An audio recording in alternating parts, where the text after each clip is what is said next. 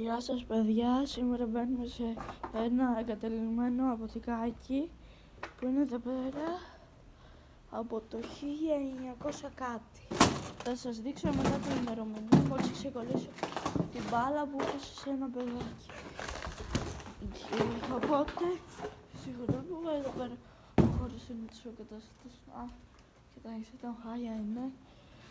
Εδώ πέρα όσοι μένετε Χρυσούπολη, το ξέρετε ότι μπορείτε να βρείτε κάτι σε αγοράκι να κάνουν την προμοδουλειά, να το πω έτσι, και ότι υπάρχουν πολλοί άνθρωποι εδώ πέρα που κάνουν σεξ κάτω εδώ πέρα.